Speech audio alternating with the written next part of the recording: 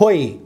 Welcome to the international community. I'm Carvelli, Master of Finance. Thanks for tuning in today. Our topic today is Rich Dad, Poor Dad, the flip side. So, the Rich Dad, Poor Dad, I've read it, great book, and the concepts are great. The 1 percentile, like the author, is really great.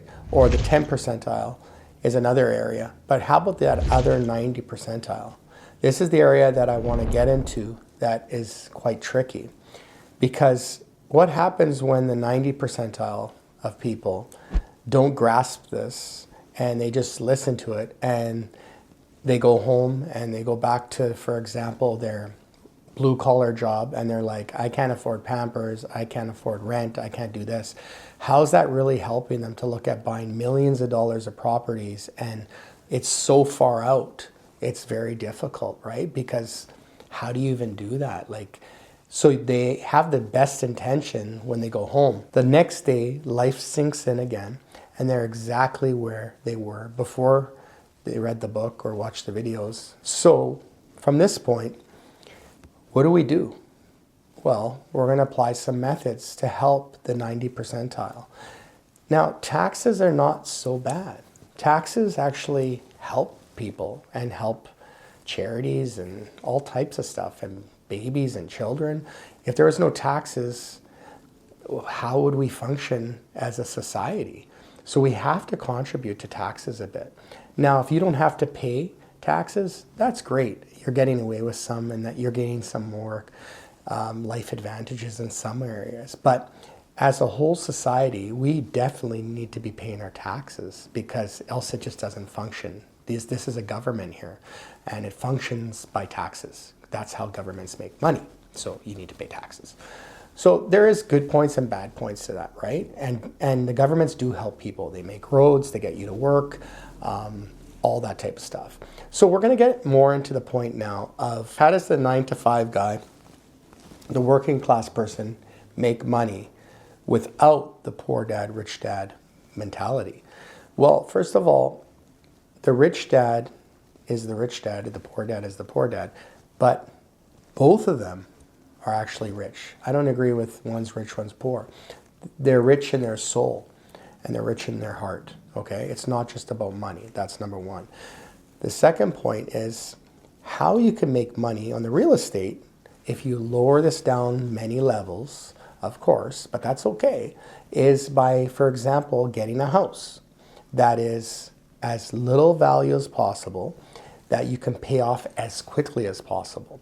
So if you're making $80,000 a year and you're clearing $57,000, so be it. You could probably pay off that house in maybe 7 years if you really go hard at it and you have a second income or your wife or partner or somebody's working. So you could pay it off quick. So imagine this. Just imagine, really think about it. So you pay off this house in 7 years, you work your butt off, and now you have a $300,000 house. It's owned scot-free. Now you want to borrow money for anything. Well, you have your own house to leverage off to borrow other stuff. So you are a business, just in a smaller scale, right? So you want to buy a car, but don't buy a crazy car, $50,000. Remember, it all has to be relative. So you buy a car that's $20,000. Guess what? You don't need to go to the dealership and pay 8-9% or whatever it is. You're going to get a super low rate because it's in your money in the equity in the house. You're going to use leverage of your house. So you might get 2-3%. You're going to get low. So you're going to save money all the time. You're going to borrow it off of that, pay it back, borrow it. So you're your own bank within your own property. This is a strategy you could use. Or if you have an emergency, your kid gets sick, you have money in the house. You're using this house for everything you're doing. It's an asset and it's making you money in a smaller scale of your life. This is not so bad, you know, because not everyone's a millionaire, a gazillionaire, and all these tycoons. Not everyone could be that, and that's okay. And those guys are not always happier than the guy who has the little perfect family going to Disney World. These people are not always happier. Remember that. Happiness is inside. So remember, if you want to be a millionaire, you can be a millionaire making $80,000 a year and having a pension and having a normal job. And it's not such a bad life. You could even maybe have a timeshare, which you should really look into, or a cottage.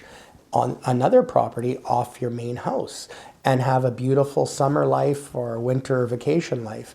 And you can be quite wealthy with a few $1,000,000 being quite happy if you know how to utilize everything you buy. Your house, your car, your investments. Your pension is not bad. It's security. It's good for you. Your pension is something that you're going to have for sure. And you got to remember, when you have a pension and you have some of these securities and you're not a big business guy, what happens if you get sick? If you get cancer or you get sick and you're this big business guy, what happens to those guys before they hit those stages? Well, guess what? They're in a really bad spot.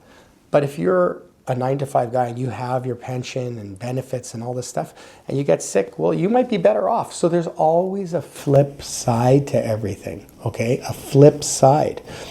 Remember, you're as worthy being a millionaire or even a thousandaire, as we said before, as a gazillionaire, okay? This is what I want to get through to you today. Please invest yourself into financial literacy.